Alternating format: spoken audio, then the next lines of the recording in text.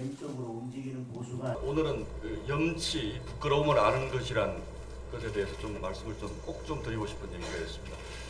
그 지난번 총리 청문회 할 때 당시 김민석 총리 내정자가 국가 부채가 몇 프로나 되는지 잘 모르겠다 그래서 참 전 국민적인 조롱거리가 아니죠, 충격을 준 적이 있습니다. 그래서 저는 이분이 너무 정신이 없어 실수했다라고 생각을 했는데 이번에 정부가 낸 예산안을 보니까 정말 이분들은 빚이 뭘 의미하는지 잘 모르는 사람들 같다는 생각이 듭니다. 왜 그런가 하면 빚을 내서 사는 것에 대해서, 그러니까 돈을 벌지 않아서 남의 돈으로 사는 것에 대해서 전혀 부담 없이 살아온 사람이거나 아니면 뭐 법인카드라든지 이런 것들로 주로 생활을 해결을 했기 때문에 남의 돈이 얼마나 귀한지 잘 모르는 사람 같아요. 지금 내년도 정부 예산안이 지금 50조 원을 더 늘려서 가지고 왔습니다. 그런데 이게 중요한 것이 아니고 조금 전 원내대표가 말씀하셨듯이 지금 국가 채무가 심각합니다. 지금 세금이 내년에 올해보다 덜 거칠 게 거의 확실하기 때문에 100조 원 이상의 국채를 발행을 하게 되면 이게 국채가 뭔지 잘 모르는 거죠, 이분들이. 나라가 빚 갚을 힘이 없어지면 국가 신용 등급이 떨어지고 그 신용 등급이 금융권의 부담으로 전가가 되면 기업이 망하고 개인에게 그 부담이 더 증가가 되는 겁니다. 그런데 이런 기본적인 경제 구조를 잘 모르고 무조건 쓰기만 하면 된다라는 철학을 가진 사람들 같아요. 근데 이 지점에서 제가 꼭 한 가지 민주당에 따져 묻고 싶은 게 있습니다. 작년 11월 29일이죠. 정말 사상 초유의 예산 쿠데타라는 게 있지 않았습니까?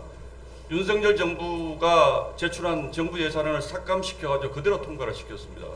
그러면 왜 그렇게 했는지, 그런데 지금은 왜 이렇게 하는지 적어도 최소한의 설명이 있어야 되지 않겠습니까? 그게 염치 있는 부끄러움을 아는 것 아닙니까?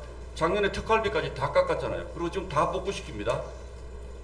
그러면 도대체 민주당은 그때도 민생, 지금도 민생 그러는데 민주당이 생각하는 민생은 윤석열 정부와의 민생과 이 정부와의 민생이 다른 겁니까? 윤석열 정부와의 국민과 이 정부의 국민은 다른 겁니까?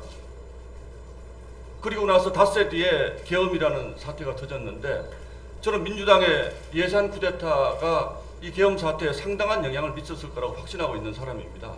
그래서 민주당이 이렇게 적어도 국민을 위해서 돈을 쓰는 거 좋습니다. 그러나 부끄러움은 알아야죠. 작년에 왜 그랬는지 분명하게 좀 설명을 해줬으면 좋겠습니다.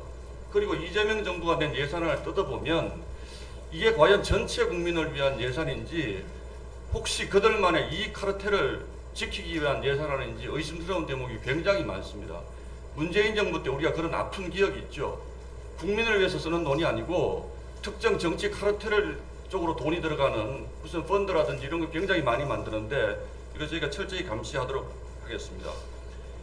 우리 국민 전체가 아니라 우리 특정 정치 집단 일부의 배를 채우기 위한 예산안 편성, 그것도 본인들의 정치 경제 철학이 뭔지 전혀 느껴지지 않는 이런 예산을 내놓고 야당과 협치하겠다는 말이 도대체 저는 입에 나오는지 정말 부끄럽습니다. 민주당은 첫 번째 국민에 대한 부끄러움을 좀 아시고, 두 번째 야당에 대한 부끄러움도 좀 아시고, 세 번째 이게 과연 우리 미래 세대 청년들에게 어떤 영향을 미칠지 청년들에 대한 부끄러움을 좀 아시기를 꼭 좀 부탁드리겠습니다.